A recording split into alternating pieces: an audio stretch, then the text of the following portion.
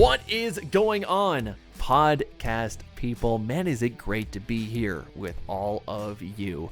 My name is Tyler Bruner, and welcome to this inaugural episode of Beyond the Broadcast. I'm so excited to be starting this brand new journey with all of you. Now, I'm no stranger to being in front of a camera or to doing podcasting, but this is the very first time in a long time that I'm creating content for something that isn't related to work.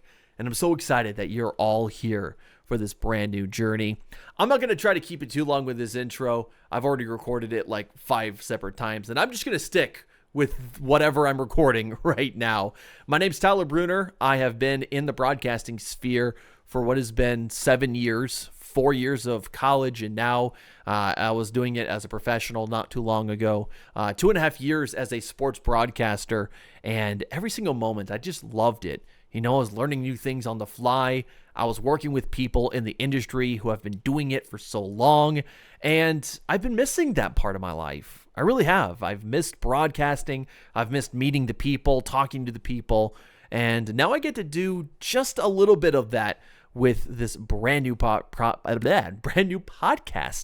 Beyond the Broadcast. So this podcast is all about going beyond in life, and who better to start this whole concept of going beyond than my very first guest here on the podcast. It is Mr. Jeff Blankman. He is a Hall of Famer in the state of Iowa, I think specifically with the Iowa High School Athletic Association. And Jeff, if I'm wrong, I know you're probably watching. Let me know if that is wrong in any means. But Hall of Fame broadcaster, big Nebraska Cornhusker guy, and we talk about everything and anything in this interview. We talk about Nebraska football and where they stand with a brand new Big Ten on the horizon. We talk about some Nebraska volleyball and the amazing moments that they shared at Memorial Stadium. Of course, if you missed that, very big moment for Nebraska volleyball, and Jeff was there in the flesh, so he talks a little bit more about that experience. And then, of course, we talk about getting into broadcasting. What is it all about? What are some things you should learn along the way?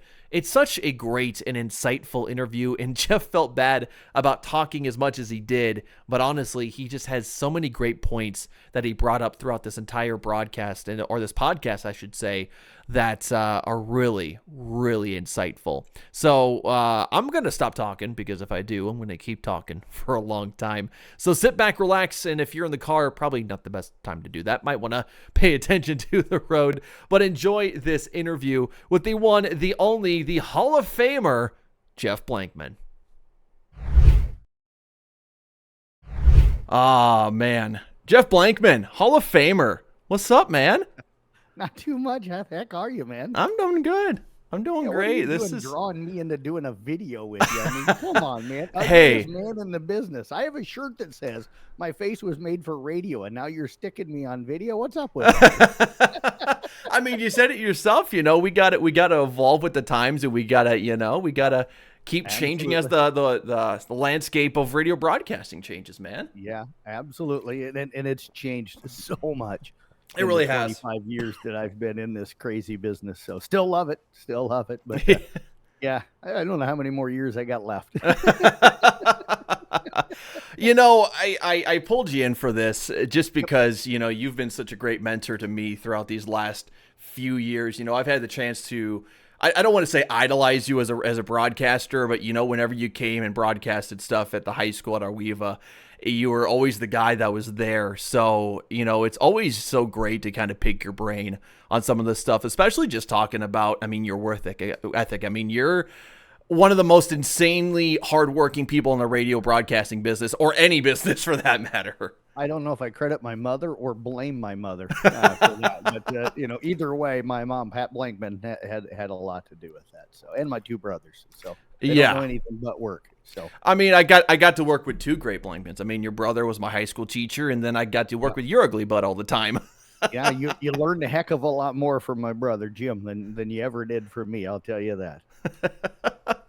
Well, you know, man, it's strange not being at Carroll Broadcasting anymore. And this is half the reason why I wanted to start a podcast, because this is what I've missed. I've missed the talking with people and just kind of BSing. And I don't think there's anyone better to do that than with you. How many years were you there? I'm trying to think. It was 2 or a little over It 2, right? was 2.5, and it would have been 3 if I would have stayed Right. throughout that season. So Yeah, I don't know if I called you Tyler more than 5 times when I walked into the studio. you came in Dingleberry, idiot, stinky, whatever, man. I had a different nickname for you every day, and I'm glad you took it because it was all in fun. Some people are probably going to watch this and go, "Man, I wouldn't want to work for him," but I never meant anything derogatory about it. It No. was all just, it was whatever came to my mind at the moment as I walked in the door.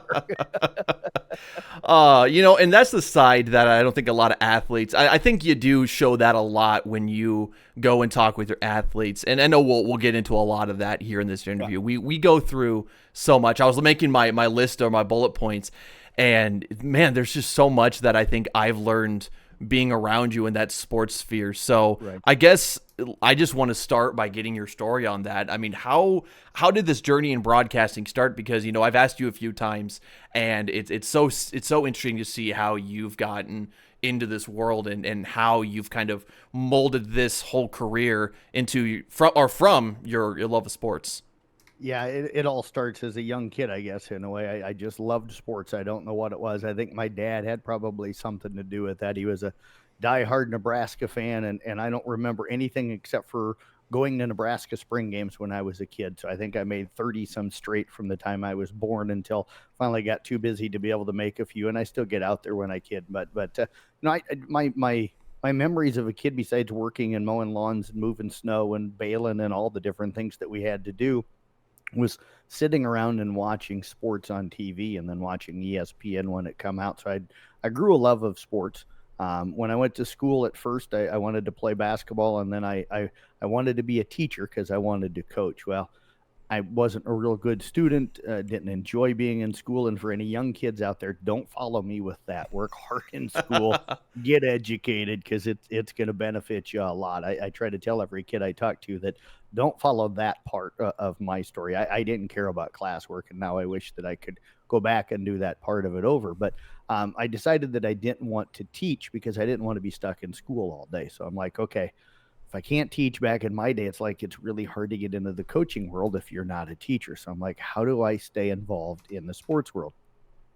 Well, it took a while. I was not a good writer, so I'm like, I can't go in the newspaper, and those type of things. And eventually I went to school, dropped out because I got a job working for the federal government. I had worked for them over summer with an internship after my freshman year, and they contacted me about halfway through that first semester of my sophomore year and said, hey, we have a full-time position available, and we'd really like to have you apply. And if you do, more than likely, you're going to get the job. And I thought, well, I can work for the government, make some good bennies, all those kind of things. So dropped out of school and went to work for them and did that for, I don't know, 6-7 years, and then got bored with it and went to work for a farmer over by Ames and worked for a large farm corporation. And eventually sports radio started kind of growing, with the talk shows and ESPN and the Foxes and all those guys. And so I found that on the radio. So anytime I was in a tractor or in a vehicle or wherever I could listen to sports radio at that time of my life, I was listening, and I'm like, you know what? I'm going to go back to school. I'm going to try and get a job doing that. I want to be a talk show host on sports and stuff. So I went back to Iowa State because that's where I was living. And I walk into my advisor's room, and he's like, what do you want to do? And I told him, and he goes, you don't need an education to do that. He goes, just go get a job in radio.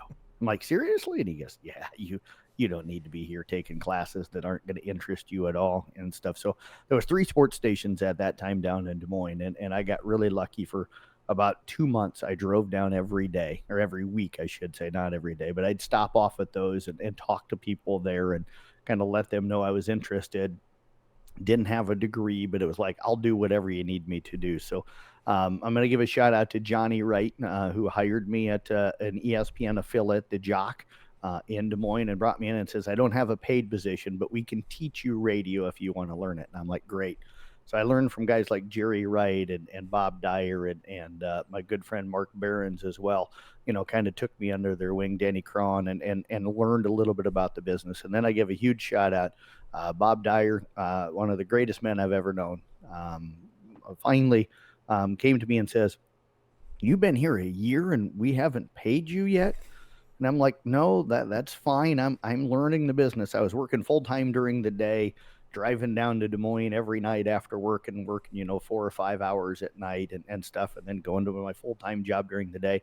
Sometimes the jock would call me at my full-time job at lunch and go, hey, we need you early today. Is there any way? So I would burn a half a day of vacation and leave my full-time job to go work somewhere I wasn't getting paid just because I wanted to get into the business. Well, Bob got me on full-time, there and stuff, and they hired me to be the ops manager of a classic country station down in Osceola.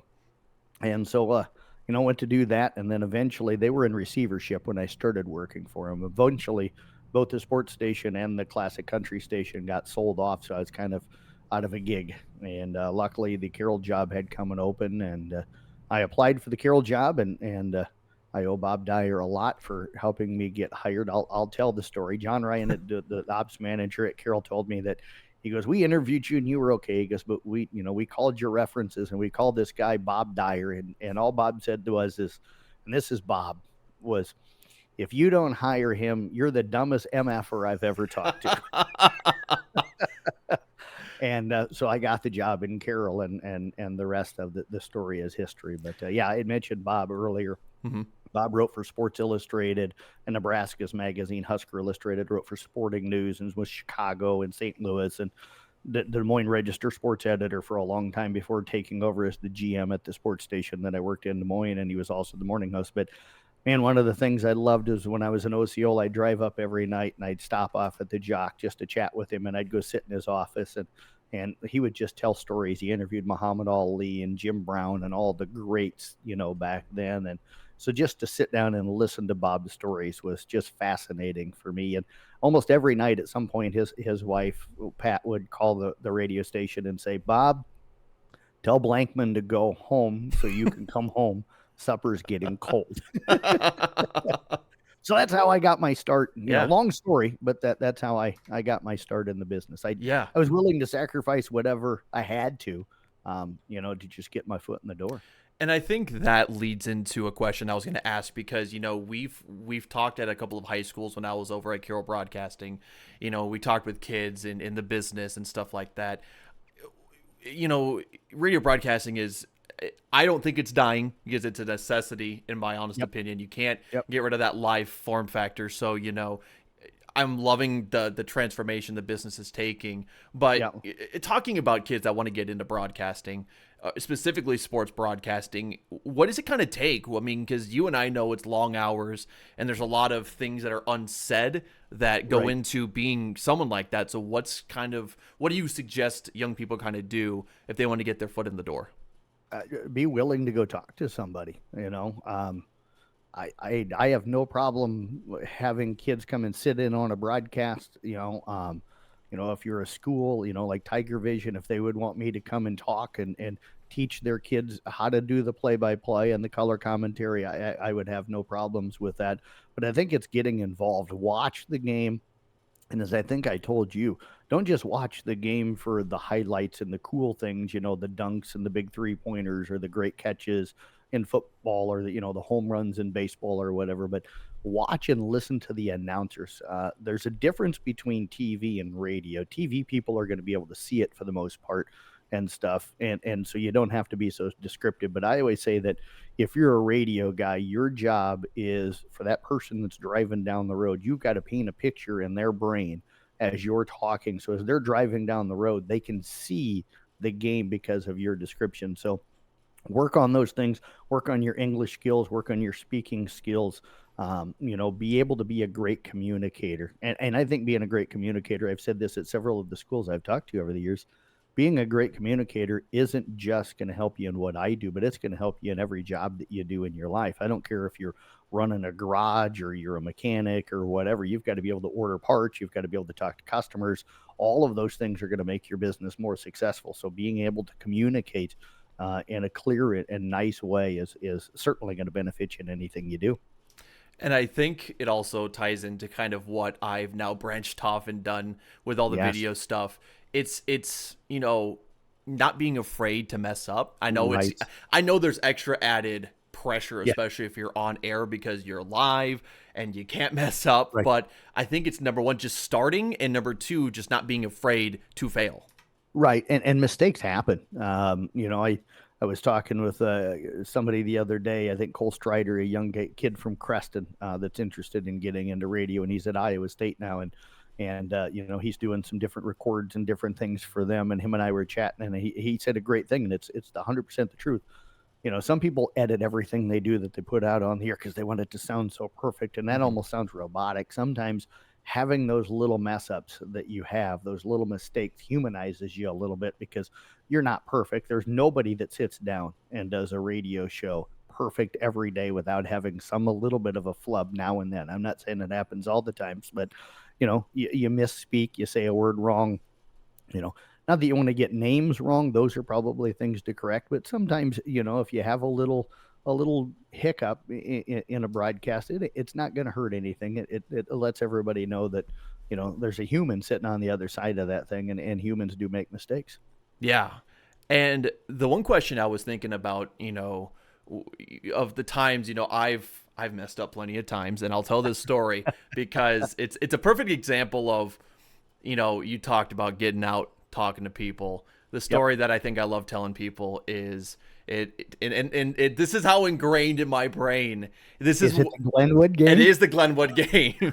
So I love telling this story because it's just the fact, you get into the business and you're so nervous and there's all these emotions that go into it, but it was Glenwood. There we go. I was thinking Woodbine for some reason, but it's Glenwood and it's Kemper, and Kemper's at home. So, it's you and me. I think it was the first broadcast we had done together because it was just that first year. Second that we did. one, because you went up to Newell Fonda Girls with me with Kemper to start that year. That's right. And but you were listening that time doing color commentating. So this was your first actual play-by-play that you were going to do, and I was going to let you do the play-by-play, and I was going to do color commentating. Right. And so the biggest thing that happened, of course, any good broadcaster, you need to get the names right. That, I think, is the most important thing. That's a big lesson I've learned. Even nowadays when I'm talking with people, that's so important. And so I remember pre-game, we're getting ready, we're getting our sheets put together, and you tell me, hey, we need to know the opposing team's names. Can you go down and get the names? And wanted to get you used to always going down and talking to the coaches. Yeah, exactly. And so this was the first time I ever did it, and I was so nervous and so scared, and guess what? Nothing happened after that. I got the names, and then after that fact, I did not get a name correctly, and I learned from that moment because we got blasted on social media for not doing our research. And we were doing video of that game, and somebody from Glenwood was watching the video, and Beans, we were getting a name wrong. They blasted us on the social media and stuff. Yeah. But that's a learning lesson. I mean, it's like you got to make those mistakes, whether they're big, whether they're small. It's moments like that where you're going to remember it the next time you're in a situation like that, and then it's just going to keep sticking and sticking. It's the same thing with broadcast. I mean, you gotta be willing to make some of those mistakes. I'll tell you a funny story. When I was at college up at Iowa Central eons ago, when I was in high school, you weren't forced to take speech or any of those kind of things. But when I got to college with my major, I had to take a speech class. And for as easy as I can stand in front of a group of people today, and this is a message to all the people that are kind of quiet and shy and bashful or nervous like you were, it happens. I remember writing my first speech, and I walked up in front of the class, and I sat my speech down on the podium and looked up at the class and went, oh God.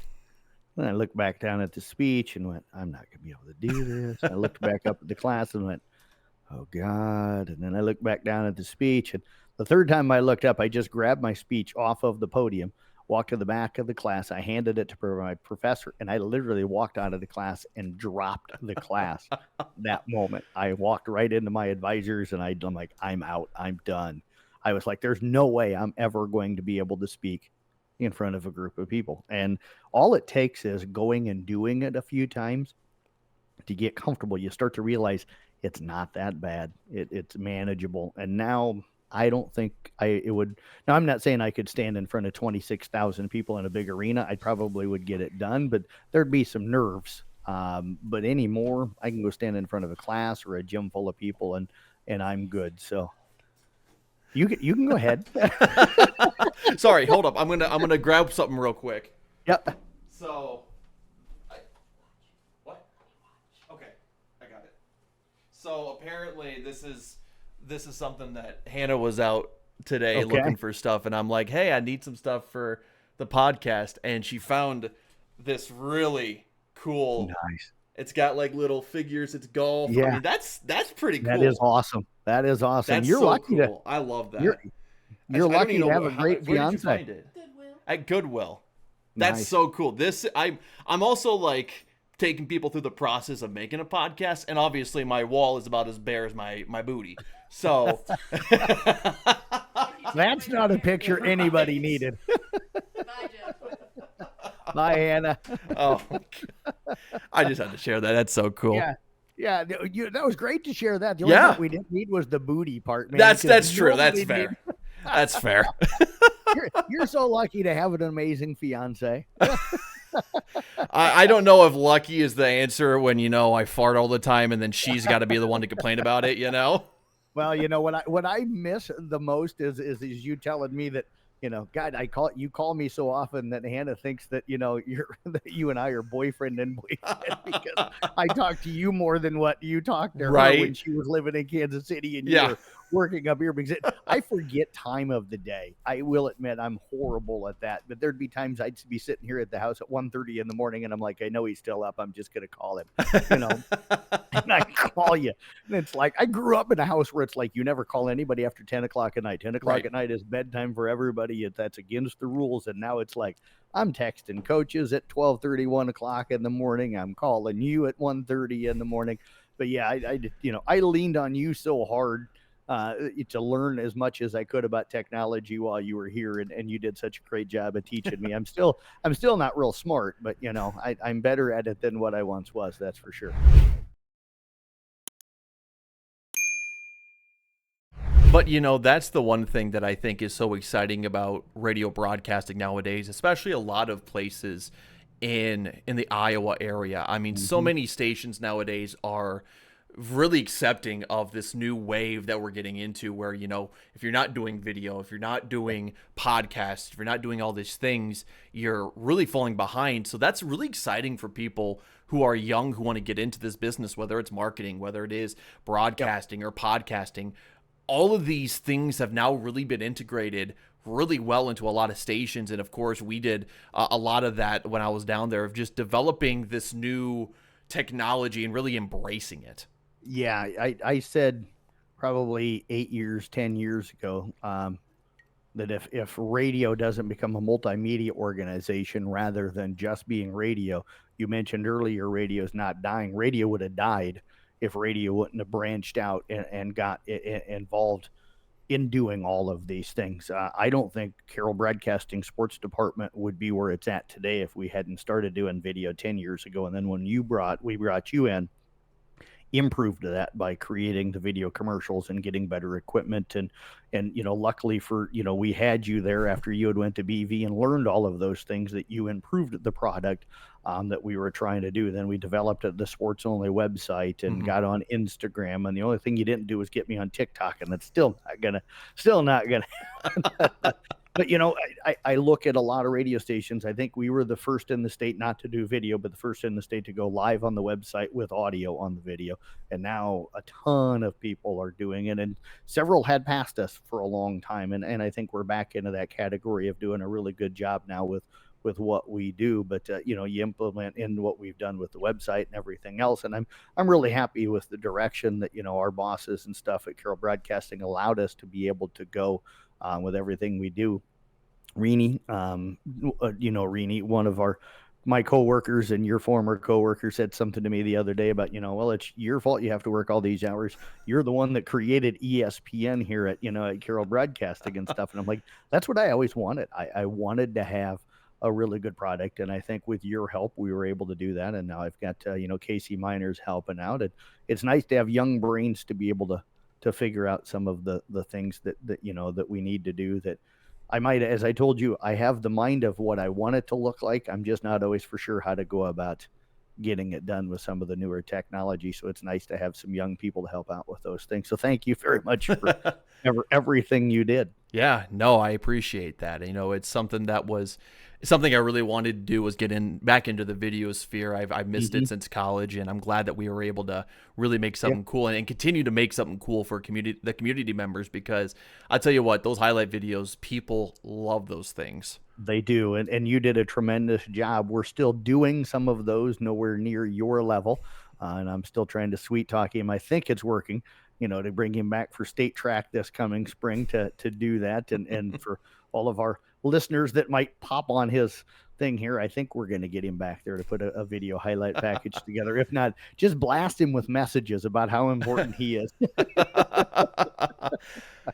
No, but it's great. Like, the ICAM Man and Girls 2009 State Championship team got honored here earlier this season, and that was a lot of fun. I did the broadcast that night, but Casey came down and put together. It was a very quick ceremony at the beginning, so it wasn't going to be a very long video. But he took some of the pictures from Jeff Storyhon that he had taken that night and incorporated those in there. And man, that thing just absolutely blew up when we threw it out on Instagram and stuff like that. And it's great to be able to share those type of things with the people that maybe can't make it to those events, and to highlight the area kids. Because you had asked about radio earlier. I still think the biggest thing is don't get in this business to promote yourself. That if you're going to be at the big networks, those guys promote themselves all the time, and that's what it's all about. But be humble, and make it about the schools that you cover, the kids that you cover, the coaches that you cover, because that's what you do this for. And they're the ones that if you become somebody that has a name, or you become popular in the business, it's because of what they're doing, not really what you're doing. So remember that, be humble, and do it for the right reasons.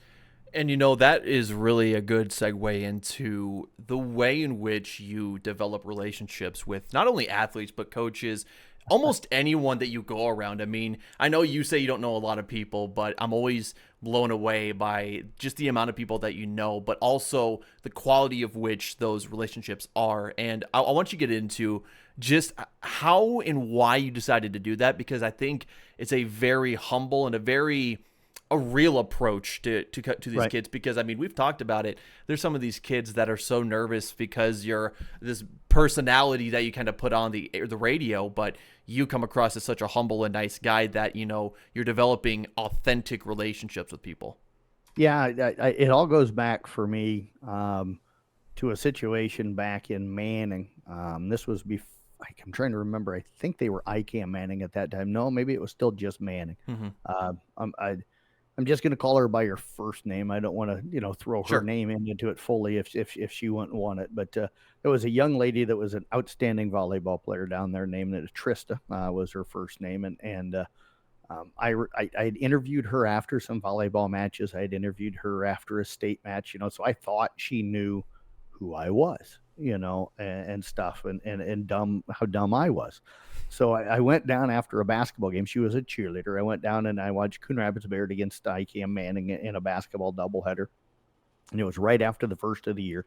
And she was sitting in the bleachers all by herself in the front row after the games were over. I had stayed around and talked to some of the coaches, and I was like, I'm going to go see if she's going to play college volleyball somewhere. So I walk up to her and I'm like, hey, Trista, you decided where you're going to college yet? You going to play volleyball? And she kind of looks at me and starts getting a little bit white, and stuff. And I can't remember what I asked her after that or whatever. I think I said something like, well, if you figure it out, let me know or whatever. And she's getting kind of that scared like look on her face and stuff. And I said to her, I says, do you know who I am? And she's like, no, who are you?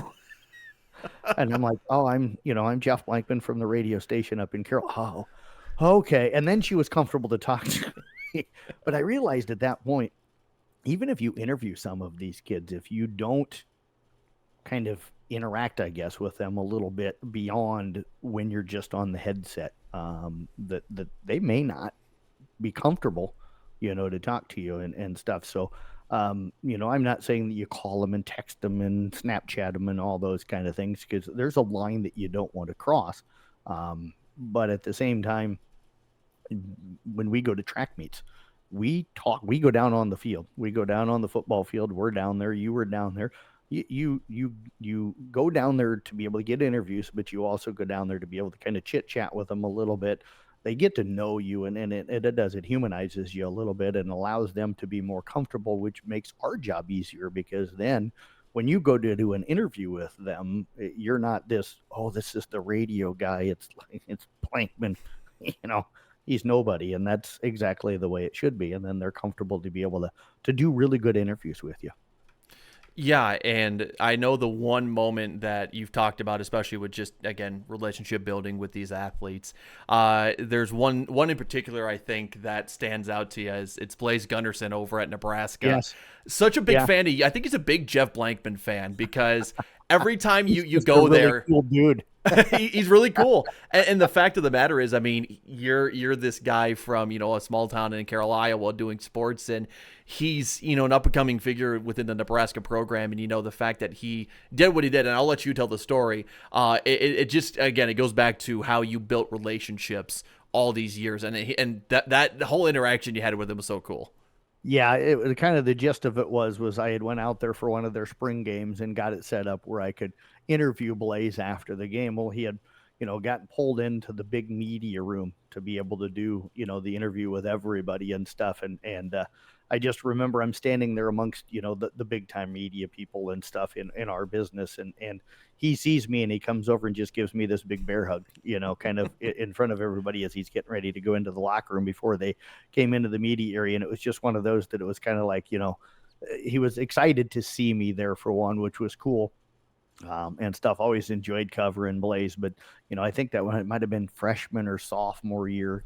He is still fairly new down there, but it was just one of those things that some of the national media people that were there were like, who's this idiot standing over here, and stuff. But yeah, that was pretty cool. But that all goes back to developing those relationships and trying to get it where the kids are comfortable. And one of my favorite things to do is to be able to try to get to the college games when kids make it to college. I feel bad that I can't get to everybody, but trying to get to as many kids every season as you can on your nights where you're not broadcasting the game. And part of that for me is that I do care about what happens to them later in life, not just that 4 year, or if they're playing as an 8th grader, that 5 year span of them in high school. I want all of these kids to go on and have a great life and enjoy things and be very successful in everything they do. And then for me to be able to kind of sit back and watch it, I can sit here and go, man, I knew them guys when they were kids, and now look at what they've went off to do. That's cool. And you're happy for all of them that go on and truly become very successful. Right. I do got one very specific question talking about on-air stuff, Yeah. Always interesting to see how, different broadcasters react in different moments. And I think the one moment that some people don't know how you prepare for is those moments you can't prepare for. So you talk about an injury, you talk about something dramatic that did happen on the field. How are some ways that you prepare, maybe mentally or just ahead of time? How do you prepare for those moments you really can't prepare for? Honestly, I don't think I do. To be honest with you, I think it's just a reaction thing. You hate to bring up these type of moments, but I've had it before where an official has had a heart attack in the middle of a basketball game and collapsed out on the floor, and you just the human part of you has to come out immediately there. You want to as I said earlier, you want to paint the picture. You want to let your listeners know, but at the same time, you don't have any details. I just knew the official had collapsed. I assumed heart attack, but didn't know until they brought out the machines and started to revive him on the edge of the court and stuff. But you pretty much, what I did was like, an official has went down, folks, we're going to step away and take a break, and you go into a commercial break, and then you try to gather yourself a little bit and see what's happening. And then when you come back, you kind of describe what you're seeing. At the same time, you don't want to act like exactly what the situation is or what happened, because you don't have all the facts, because you're up in the broadcast booth, and stuff, and so you try to get through it the best you can, and you really pray that nothing like that happens. And then the other concern is that when things like that happen, we had a young gentleman, certainly not going to use the name, but the situation I'm talking about, that got seriously injured during a basketball game here a few years ago. And, you've known the person for a couple of years because you've covered them, and God, you're scared to death for their health and their future and everything else. So your job is to keep the listeners informed. At the same time, you certainly don't want to speculate or any of those kind of things. And it's hard. It's hard. I think everybody has to handle those situations differently and kind of how they're comfortable. I mean, for you, how did you handle any of those kind of situations that came up in games that you were at? I think it's a lot of what you kind of said, because in moments like that, you really don't want to seem like you're cold, you're heartless. I mean, we all got a job to do in broadcasting to an extent. And, it's again, it's the fact that you don't have all the facts, but you're trying to give people that visual. Again, since you're on radio, you're trying to give the visual, what's going on the court, what's all going on. Is the person okay? Are they getting up? Right. But it's also explaining it in a very, like a way you're like not trying to suggest something. So Right. a lot of the ways on radio, you have to be delicate with that, of just how you're saying something, because you don't want it to come across like this is exactly what's happening, or or you don't want to put speculation into people's minds. So it's just being careful of how you present that knowledge. And again, it's being in the moment. It's taking yourself away from, what could be happening here soon. It's getting yourself in that moment and thinking, just how do I present this information I'm seeing in front of me to the best of my ability. Well, one thing you always try to remember too is there might be a family member that's listening. So the last thing you want to do is put any thoughts or anything into that person's head that may make the situation worse for them. So you just got to be very, very careful. So, yeah, those are the situations. I'm hoping I got 16, 17 more years left in this business. We're hoping, but, I'm hoping I can get through those years without having any more of those type of incidents happen. Yeah.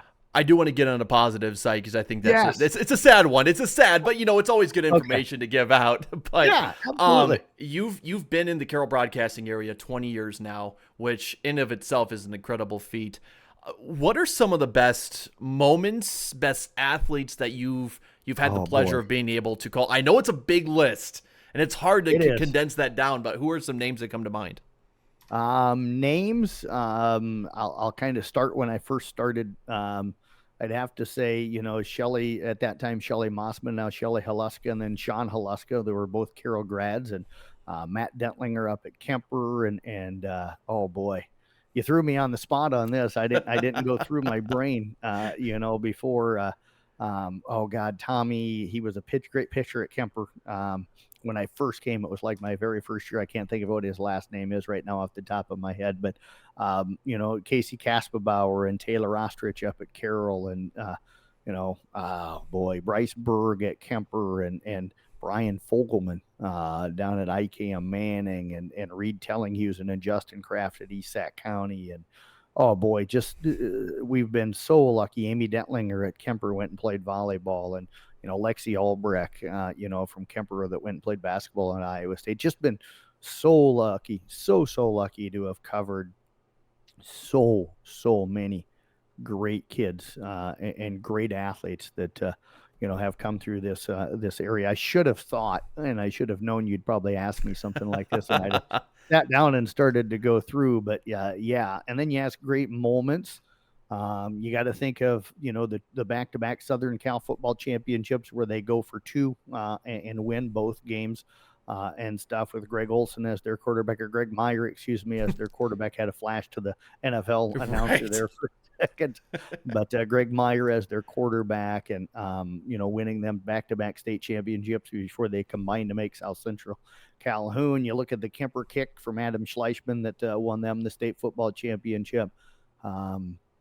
I look back at the game over in Denison, probably IKM Manning girls, Kemper girls to go to state. They were by far the two best teams in state that year in girls basketball in Class 2A, and it was so bad that they had to meet in the regional final to go to state. And just what a tremendous game. Still one of my favorite games to ever broadcast. And one of the cool things for me, my brother Jim was teaching you guys over at Arweva at that time, and had some Arweva people reach out to me, within the days after that game. And they're like, we were listening. Who were you pulling for? Because we couldn't tell. You'd get excited when Kemper scored. You'd get excited when Manning did something good. It's like, who are you pulling for? And I'm like, wasn't pulling for either one of them. I cover both schools. I just, I didn't have a preference on who won. I wanted a great game. I felt so bad for whoever was going to lose because they should have been down at the state tournament. That should have been a state championship game. And I felt so elated for, who won. And it was just a great game to call, but that's the way it should be. People should be able to listen to you and not know who you're rooting for, because you're not rooting. You're just, you're there to describe the action, unless you're specifically only there for one team. Yeah. But that brings up another name. Tammy Drees was just a tremendous player, and stuff with Kemper. That was her freshman year, and I think she had 18 that night. And stuff. But what a Kelsey Ascheid was another great one from up at Kemper. And I can just the names will just keep coming back. Right. To me. Yeah, absolutely right. Sam Brinksy played over it for your Hawkeyes from Kemper, and let's go.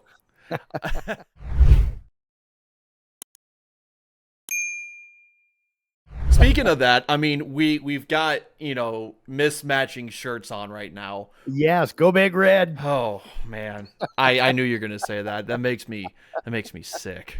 I try. And you're black and gold. I am all the way. You're baby. Black and gold. Absolutely. I know when I switched to my cam, it's got Morningside here in the background. Okay. My fiance went to Morningside, of course, one of the best NAIA programs. Yes, currently. I mean, they are just monsters in that league. We've had so many kids that have come through up there. Addison Ross was one of those.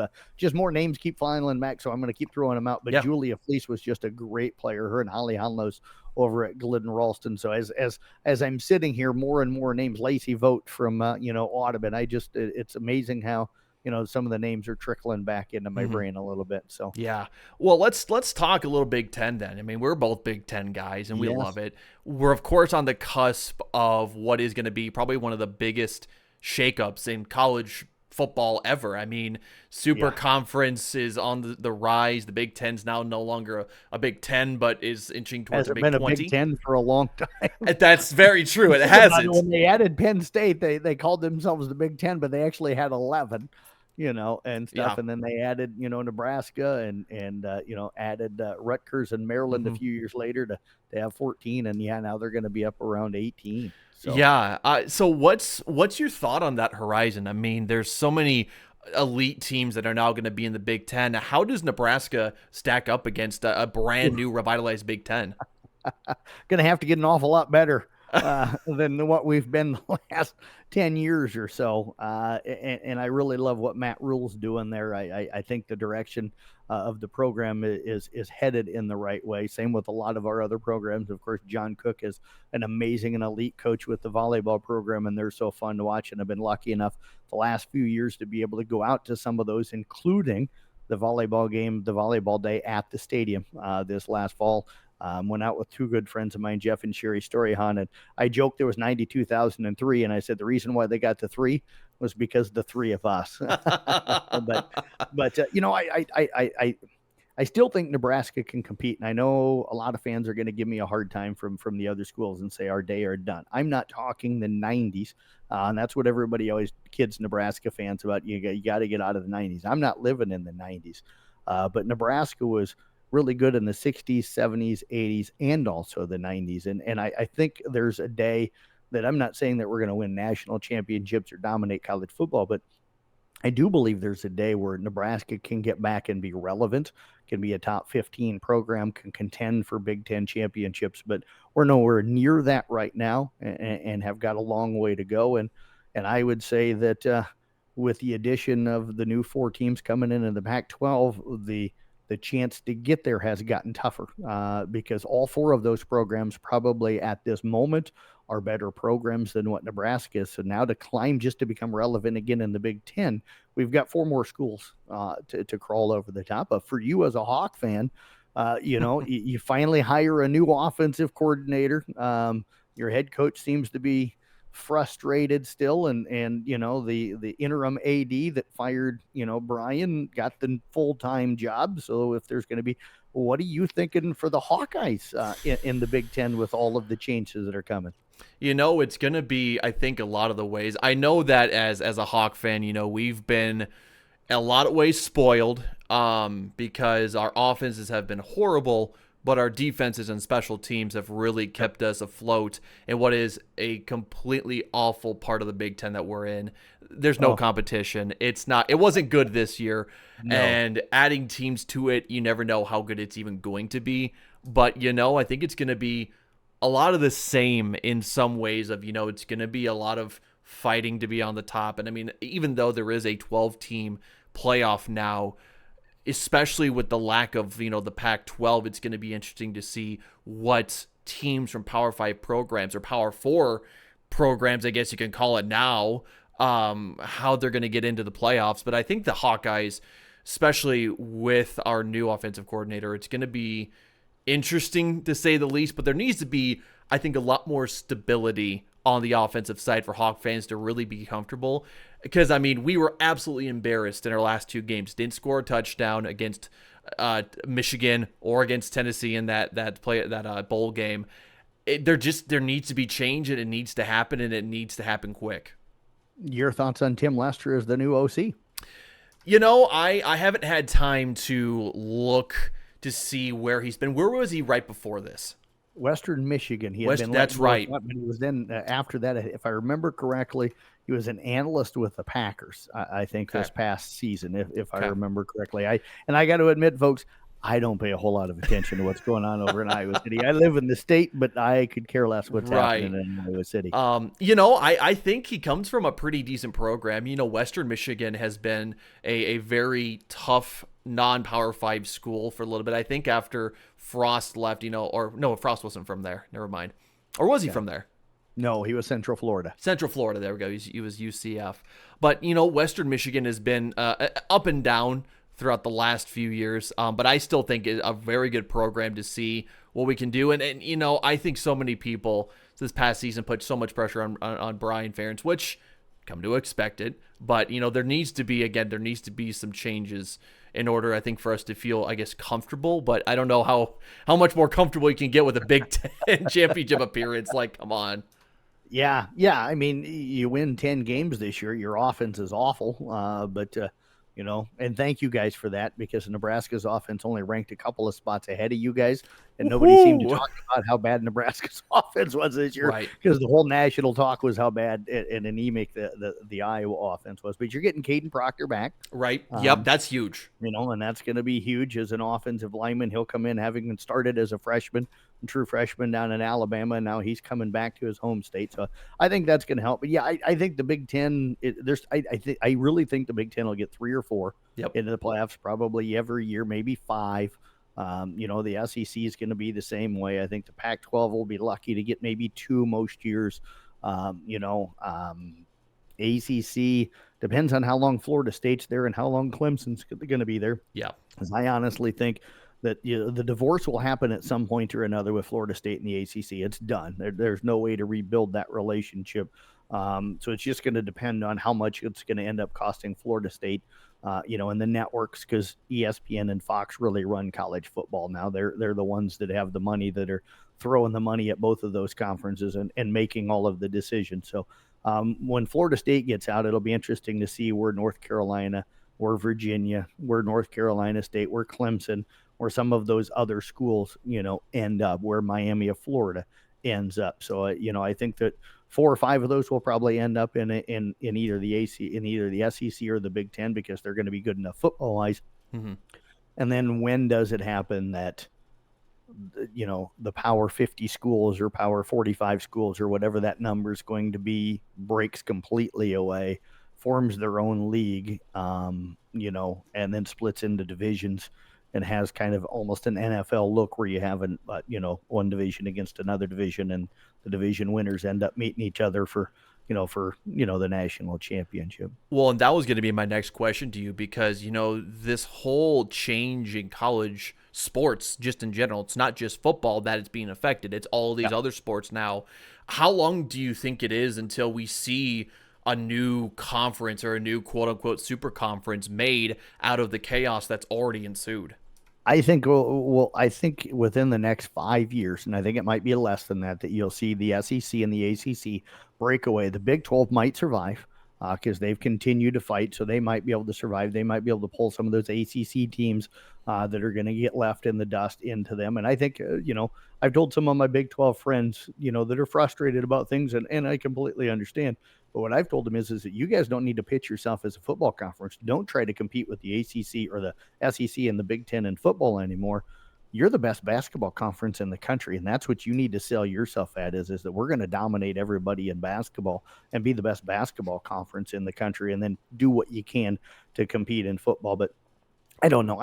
You bring up the other sports. I feel for the basketball world and softball world and volleyball and baseball and wrestling, lacrosse and all those other sports. I can't imagine the travel that they're going to have to do. The rumors I keep hearing, and I hope that it's true, is eventually someday what is going to happen is when the football schools pull away, that you'll get back to, it may not be the old Pac-12, but all of the other sports will go back to more regionalized conferences. Either that or, what you'll have is like the Big Ten and SEC will split all of those sports into more of a regional. So it won't be the same maybe as the divisions that football will be, but teams on the West Coast will be back into playing more of the teams on the West Coast in more of a conference type of a look for all of the other sports. And I think that would be good. All of these moves made two reasons: one, money, and two, football. And those are the only two things that matter. And I don't think a lot of the coaches and athletes and a lot of the other sports are probably overly excited. And I'm an old guy. I'm one that I'm not afraid to adapt to the future. As you've heard me say, I hate it when people my age go, it's not the way it was in the 80s. Well, in the 80s, it wasn't the way it was in the 60s.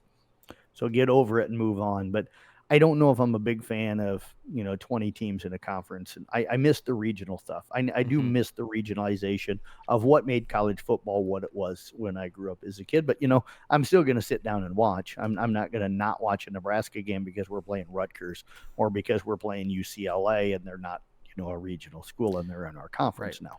Well, and you also talk about the fact that recruiting now has become a lot more expansive. I mean, Iowa's now going to have to compete with Washington, Oregon for kids in that region where so much of those kids are going to be used to getting recruit from those colleges. So you're almost going to get some of those talents that are from those power states to stay home, and you might see a boom in UCLA, USC, Oregon, and Washington as the years go by, because kids from Washington don't want to play in Minnesota or Iowa or Ohio.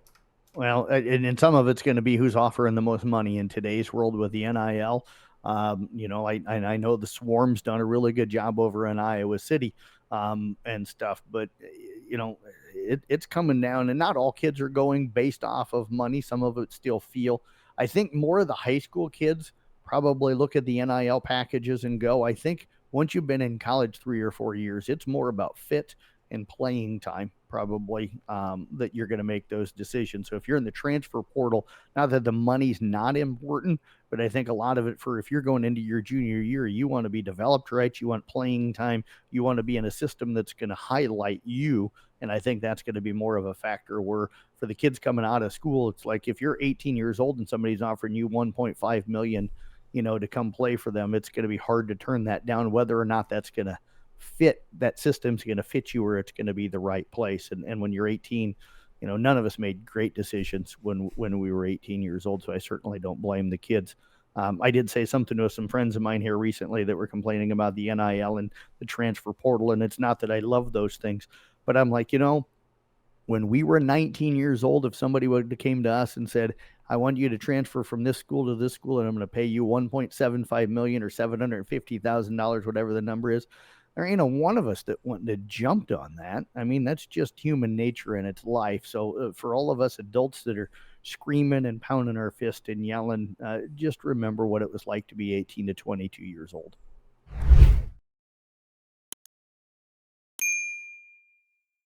I do want to get back to you going to that big volleyball game at Memorial Stadium. I got to see it from one perspective, but you got to see the grandeur of everything. So what was it like to be there in that moment? Probably one of the best things I've ever attended in my life. I had a blast. We stayed for a little bit of the concert afterwards, but it was a unique atmosphere. I mean, I've been to some huge Nebraska games for football at that stadium over the years. Nebraska, Oklahoma when we're ranked number 1, number 2, and Nebraska when we hosted Miami of Florida here a few years ago and had that rivalry from the 90s kind of renewed and stuff. And the atmosphere was different. It was really, really loud for those events because there was so much emotion put into it, but it was a different emotion. It was almost like a love emotion kind of coming out, and you were a part of something that's probably never going to be ever duplicated or matched ever again. So it was a different emotion, but it was just you walk into that place, and for me, the back of the hair on the back of my neck stands up every time I walk into the stadium down there in Lincoln. So, but it was fun. It was a lot of fun. Loved the seats. Could see well enough, and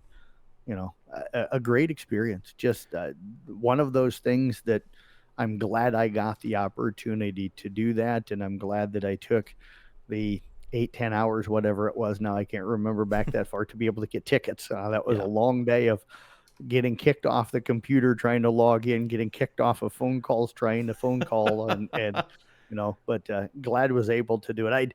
I wish the only thing I wish I wanted 5 tickets because I wanted to be able to take other people in case they wanted to go, but there was no place left in the stadium where you could get 5 tickets anywhere close. The most I could get was 3. So it would have been nice to be able to get maybe 2 other tickets so 2 other people could have experienced it with us. Yeah, I mean, and I think it just shows the amount of support that Nebraska fans really put into it. I know you guys get so much hate, and as an Iowa fan, I think it's just we have to do it. But I'm one of those fans where I'm a Hawkeye fan, but I'm not going to sit here on a pedestal and say we're the cream of the crop in the Big Ten, because in a lot of ways we're not. I mean, for wrestling, women's basketball, for sure. Right. But I think that there's some ways Nebraska fans get this really negative outlook on them. They're kind of some people say the doormat of the Big Ten, but my God, you can't even imagine how many people would fill a football stadium for a volleyball game and how successful that would be at other places. I don't think any other fan base would have been able to do it besides Nebraska. And that's not me trying to be arrogant and not picking on the Hawkeyes because, Caitlin Clark is just a whole different level of a story. But, they held the basketball game at the football stadium there in Iowa City this year and wasn't able to sell it out. And it's a smaller stadium, so it just goes to it. And, Nebraska fans get picked on it and rightfully so. We were arrogant for a long time as, for 50 years, that football program was, kind of the cream of the crop, won 5 national championships, played for about 8 more than that, never had less than a 9-win season. And I'm not living in the past. What I'm saying is I grew up with a lot of that. You get used to that. And I think Nebraska fans got a little arrogant and just anticipated that was never going to end. And when it ended, we probably didn't handle it real well and stuff. And we looked down on programs like Iowa that we used to thump, on a regular basis and stuff. And we've been humbled a little bit, but the one thing that they've never quit doing out at Lincoln is we don't quit going to games. You look at, programs that are really good. I mean, just a few years ago, Iowa still wasn't selling out their football games and you guys were good, and Nebraska's not been good. And we're still finding a way. Doesn't mean everybody goes. And the sell-out streak probably should have snapped a few years ago. But Nebraska fans still buy tickets. Nebraska fans still go, and they support athletics. Part of that is we don't have a college. We don't have another college. We don't have an NFL or a pro franchise out there or anything. But, it's a different love. People don't understand when we lose a football game. I'm miserable for all day on Sunday. I mean, I'm just absolutely – if I didn't have to talk to anybody, if I didn't have to hang out with anybody, I'm 53, almost 53 years old, and I'm like a little kid, man. I sulk, and I'm bummed and I'm brokenhearted, and I never thought that at 53 years of age that sports would still have this impact on me. But God, I hate losing. I hate losing so bad. But I hate losing more than I like winning. Right. Well, and I really think, it's really nice to see Nebraska fans rally around a team that deserves that. I mean, Nebraska volleyball has been so dominant for so long. Yes. And I think all these other programs at Nebraska, they're getting their football. We've talked about it so many times, how many 1 point, 1 field goal, 1 touchdown games they've lost. Football's going to get there. Volleyball's already there. Men's basketball That's one that's on the rise. I mean, Yep, there's so better. many of these programs that I think Nebraska fans stick with and really are just so loyal for. Oh yeah, baseball team won the conference a couple of years ago and made the regionals and need to get back. Softball team was in the College World Series here just a few years ago. Now you bring Jordy Ball in, as probably the best pitcher in all of softball, and hopefully she'll be able to get us back maybe into the College World Series or something. Don't want to put too much pressure on her. I want her to come in and enjoy being able to play in her home state for her last couple of years. But Amy Williams has done a nice job with our women's basketball program. They were upset yesterday by Rutgers, but team that good enough to get into the NCAA tournament this year if they can squeeze in. And then of course you guys always give me a hard time, but women's bowling, we're ranked number 4 in the nation, man. Can't forget about the women's bowling program. They've more national championships, I think, in women's bowling than any other program in the country. So, and you guys at least get that, and Mark Manning's doing a terrific job with the wrestling program. So the Huskers were alive and we're doing well. Absolutely right. I got 2 more questions because you've already given me so much of your time, man, and I appreciate it so much. You're good. I feel bad because I told you when you were, here a minute ago, I'm like, God, I feel like I've gotten on all these preachy, serious subjects, and haven't been able to call you Dingleberry yet today. There you go. Now you got it in, right? Yeah, absolutely. That's an inside joke, folks. Yeah, and you know what? I'll tell you what. If anyone sees you out in the wild, you're so kind and nice and generous, and you give out so many of your secrets and stuff like that. I know I'm buttering you up, man. I shouldn't be doing this really. You're going to throw me under the big old truck here in a moment. No, the only 2 questions I got one that you might have to spill some secrets about. Okay. But the last one's kind of an awesome one. But this one, we were kind of talking about broadcast stuff when we got off the tangent with Nebraska and the Big Ten, and of course we're going to do that.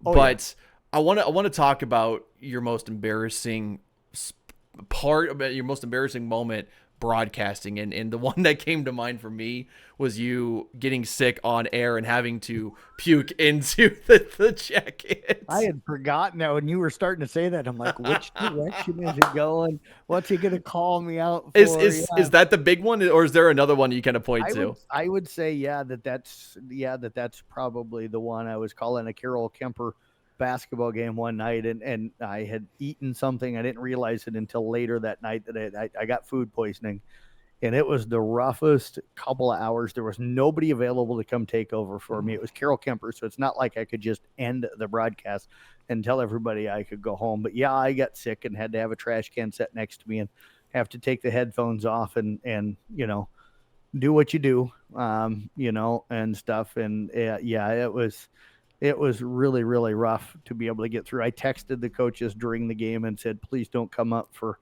post-game interviews because I didn't want them to have to deal with what was going on in the broadcast area. But yeah, I don't want to relive that one ever. Did anyone go through that ever again? Did anyone know that you were sick, like who are listening to the broadcast? I'm sure they could hear it because even though I was trying to cover up, even though I was trying to cover up the mic the best I could, and then I felt sorry because where we broadcast at Carroll High, there's people that sit around. I had a little kid that was running by me. I'm like, "Can you grab that trash can?" And they brought the trash can over, and I literally sat in the front row of the bleachers there up in the mezzanine and put the trash can next to me. So everybody that was sitting around the area knew exactly what was going on. But it was about every 45 seconds to every couple of minutes, my head was in the trash can with the headset holding up above me with my hand over the microphone, trying to keep it as quiet as it. And it started in the girls' game. So I got through the rest of the girls' game in the second half of the girls' game. And then I broadcasted the entire boys' game that way too. And I didn't go into work the next day. I was so I was dead. Yeah, I was as gone as you could be. But yeah, that one was embarrassing. So you're going to throw me under the bus. Oh, with God. An embarrassing one. What's the most embarrassing one for you? I had to really think about this. I'm trying to think back to like any moments that I've had that was embarrassing. I know that I'm probably missing one. Nothing like that, right? Nothing like that. I've never gotten sick on air. Never did any of that. Track? Did you get in the wrong area or, Not that I can think of. Okay. I know when we got down to state track, you guys did a very nice job of preparing me for those moments of don't sit here, don't be there, and stuff like that. Yeah. The biggest thing I told you was kind of watch Story Hunt because he knows everywhere to go and everywhere not to go. With the type of photographer he is. So I think the only embarrassing moments I can really think of are more so just moments where you have to take a leak and you just know you have to go. And it's like you're holding it in and you know you need a broadcast, but you're so focused on having to go to the bathroom. And then you get done and you're racing. I mean, you are full sprinting and no one wants to see all this move. And I tell you what. And the best part of those games are always doing that. You got to go in like the first quarter, and then it ends up going into like triple or quadruple overtime. Those are always the best, right? Yeah, exactly. I can't think of anything specifically off the top of my head, but there will probably be ones that I will remember after this fact. Yeah. We'll get you back on again someday, and we'll just make sure to embarrass you. Oh, great. I do think the moment with Glenwood and getting the names wrong is the most embarrassing. Okay. Personally, you just feel bad for that stuff. You're trying to get into the business and you're trying to legitimize yourself, but you have this moment that's just broadcast to everybody.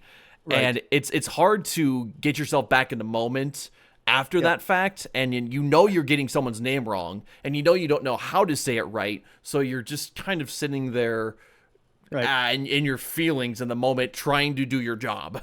Yes, absolutely. And I've had moments like that too, where you go down, you talk to coach, and you write out the pronunciation the best you can, and then you get up there and it just completely leaves you, and you're looking at what you wrote down and you're like, okay, now how was I supposed to say that? So everybody goes through some of those, right? Maybe not everybody, but most of us probably go through those. But I want to give you a shout out.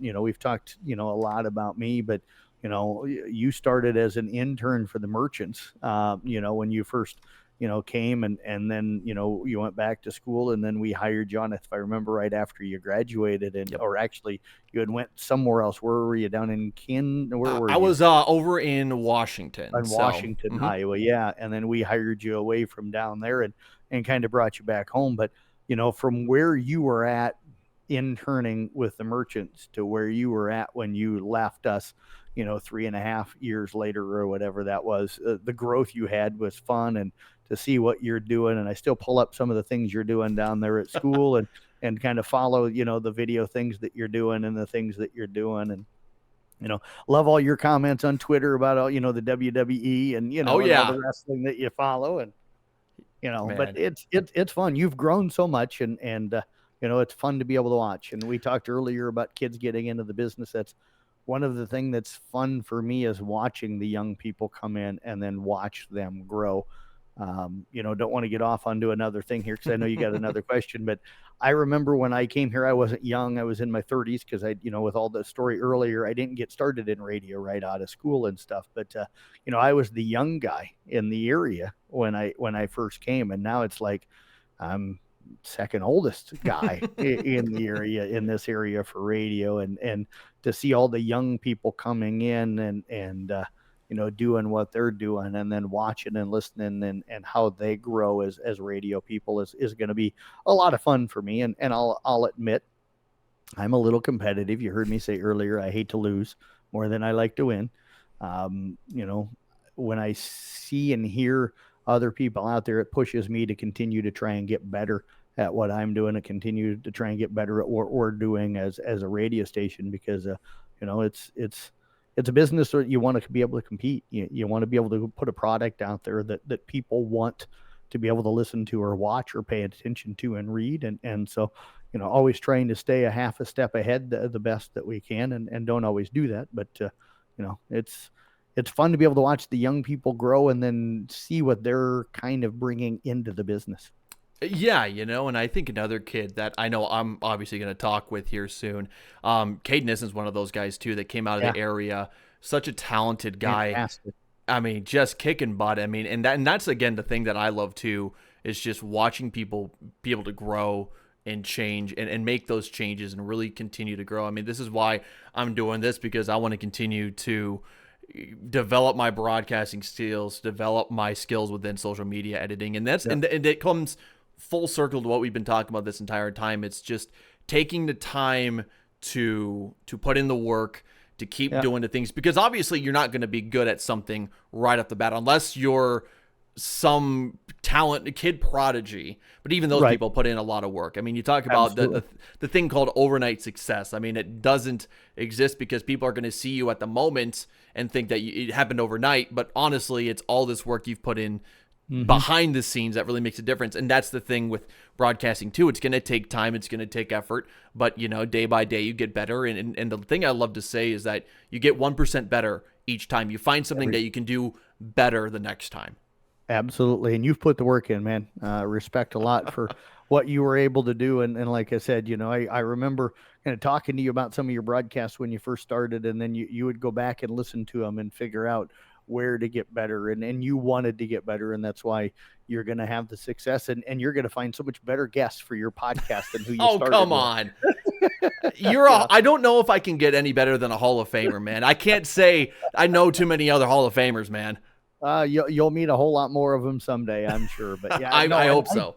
I'm like you. I'm glad you got me on this podcast because, as you know, I've been wanting to start one now for a few years, and I keep saying that I don't have time. I don't have time. The hours are too crazy and stuff. And I have so many good ideas of what I want to do, and not trying to promote what I'm going to want to do someday, but hopefully one of these days, now that you've kind of got me on yours, that'll spark me to actually sit down and start mine.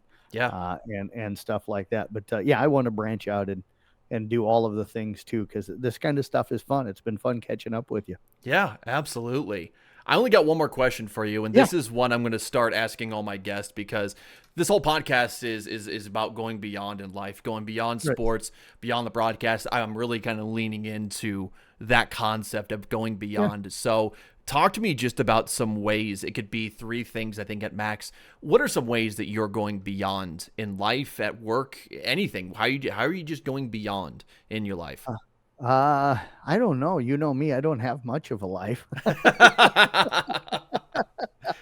Most of it probably work related. I think what we've done at the office with the website, with the video, and stuff like that. And then, I guess one thing that I could say that I'm proud of that for maybe above and beyond what you brought up, got invited to 13 weddings this last summer. And only one of those was a family wedding. So being able to develop those relationships, like we talked earlier with the kids, where, I'm getting invited to over 100 graduations a year, and now starting to get invited to a lot of weddings. And I feel bad that I don't get a chance to always get to all of them, but I try to send a card at least to everybody. But, maybe that's going above and beyond, where you develop those kind of relationships, or even, 8-10 years after a kid's out of school, that they still think to invite you to their weddings. So. Yeah, I mean, that's such a cool thing to hear. I mean, obviously you don't have. I think people who invite you to weddings know you can't make it to all of them, but the fact that you take the effort to send them those cards and to let them know that you're thinking about them is always something that I've admired in your interactions with people, and that's rubbed off on me in more ways than you can expect, and it's really helped me develop a sort of confidence, because again, the more you do it, the more it just gets used to doing that stuff. Absolutely. And then, continuing to improve our state track coverage and what we did with state wrestling here these last couple of years, I guess are, all work related things for me. If anybody that doesn't know me, they're going to learn there's not many things in my life beyond my job. Wish I had more time for my family and did more things. And that's probably the one thing that you helped me be able to do with your help. And now with KC being around here, I've been able to make some family things that, couldn't make in the past. And now I'm trying to carve out more time. So anybody getting into this business, that's probably another key thing to do, is make sure you don't throw away the family time and give up too much. I'm not the only one that does it. You look at the guys that have to broadcast games on Christmas and New Year's Day and, all those things. They're away from family. And it's not just the guys that are broadcasting. It's everybody that's working in the truck and on the cameras and everything else. People forget, that we love to sit down on a New Year's Day and watch football games, or on a Thanksgiving and watch football games, or, on Christmas Day and watch all those NBA games, and stuff. Everybody forgets that those people that are bringing you all of that are missing their family time to be able to bring you those broadcasts. So, if you're wanting to get into this business, you're going to have to do some of that. You're going to have to probably live with doing some of that. Yeah. Yeah, absolutely. Jeff, man, it's been great. It has. Man, I've loved the conversation. Yeah, right? Man, it's been great catching up with you. I know this won't be the last time we have you on the show because you're just you're so knowledgeable in all this stuff with sports that, we'll talk when Nebraska wins that bowl game. I know we'll talk next time. Oh God, I might have a gray beard by then. I tell you what, when Thanksgiving Day game happened between the Hawks and the Cornhuskers, I'm like, you know what? We've already clinched a spot in the Big Ten championship game. Let's throw the Cornhuskers one, and we couldn't do that for you. Yeah, no, and I don't ever want-handed one. That's true. I want to earn it. I do want to earn it. But hey, thanks for having me on, man. Hopefully next time we'll have to have a little more fun, and I won't get off on so many serious topics because, the one thing I always want for people in radio, it's what I told you. It's the same thing I tell the guys that help me in everything. It's like, we're going to work really hard, but let's go have fun doing it. And we joke around a lot and stuff and have a blast. And I thank you for being a part of that and some of the craziness that we had for that time you were here. So. Yeah, I don't think people want to really know what we do behind the scenes, man. It's not good.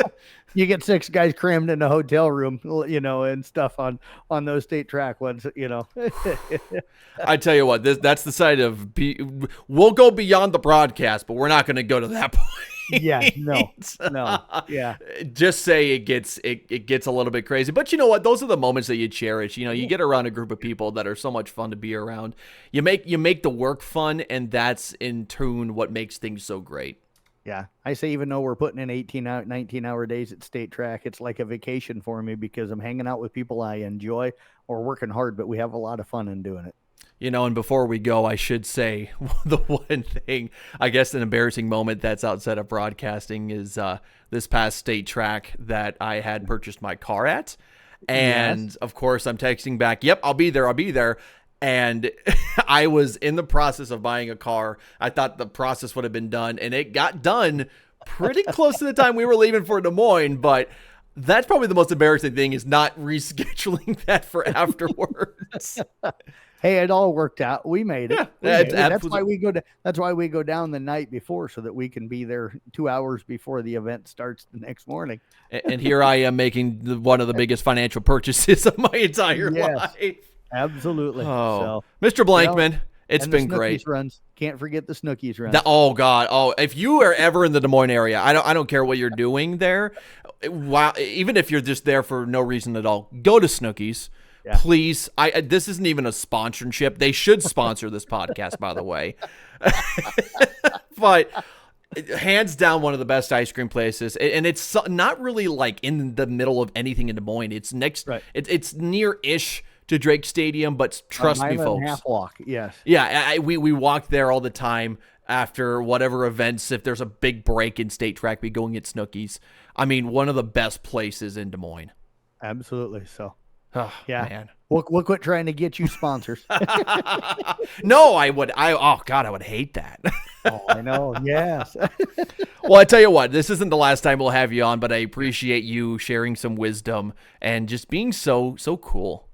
Yeah, you as well. I appreciate you bringing me on, letting me hide my face behind my microphone as best as We'll get you accustomed. Yeah. No, we're good. We're good. I appreciate it, man. And thanks again for everything you did for us while you were here. Well, thank you for everything you've given me in my life, man. I appreciate it. You bet. Absolutely. Man, what an amazing interview with the one, the only, the Hall of Famer, Jeff Blankman. Man, I always love talking to that guy. So down to earth, so willing to share his knowledge. And those are the type of people that you can come to expect here on Beyond the Broadcast. We're going to talk to people who are doing it, who are succeeding in the world of media, social media, and sports, and beyond that, and really kind of talk about how they got to their points in their lives and what they're doing every single day to go beyond, because I think that's what we all strive to do, is to go beyond in life. So I hope that you get something out of some of these conversations, and a lot of this is just talking to people that have cool stories to tell. I mean, Jeff Blankman has been through it all, 20 plus years in broadcasting. He is doing everything in his job so well. And, people around him really do see that. And that's what I'm hoping that you can get out of this is, what can you do in your daily life to just live more, to go beyond, and it's not all work, but it's just fun. It's just going to be a really great time. So if you do want to support the podcast, number one, it's subscribing on whatever you're listening to this on right now, whether it's social media or your favorite podcasting app that you use. That's the number one way to support me. It's just to follow me. Get the word out about what I'm doing here, because I know I can't do it alone. And I'm so excited that you're all here to support it. Again, Beyond the Broadcast is what this podcast is called, or the Beyond the Broadcast podcast, which is always fun to say. I did just get done setting up all the social medias, so I'm going to tell you where you can follow us. It'll be a combination of a few things. Of course, some places have the usernames I want, other places don't. So on Instagram, you can follow us at Beyond the Broadcast Podcast. That's the whole name of the username. On Twitter, it was a little bit more difficult, a little bit more limiting, but that's okay. We are Going Beyond Pod. That is our username on Twitter. So sorry if that's just a tiny bit confusing. And also on YouTube, we are at Beyond the Broadcast.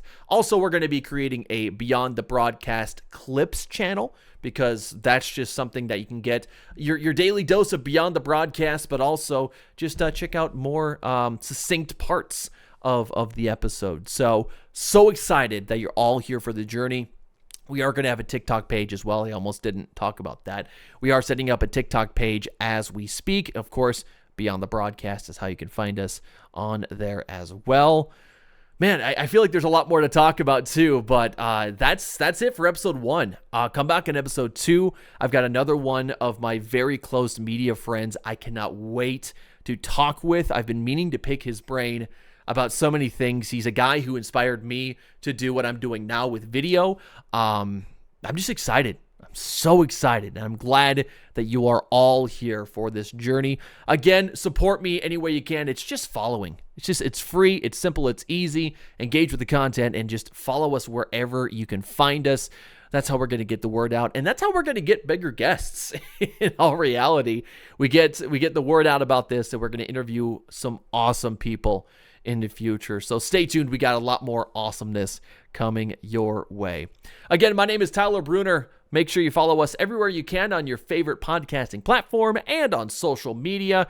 This is Beyond the Broadcast, and we cannot wait to see you on episode 2. Have a great day. Do great things, and we'll see you next time.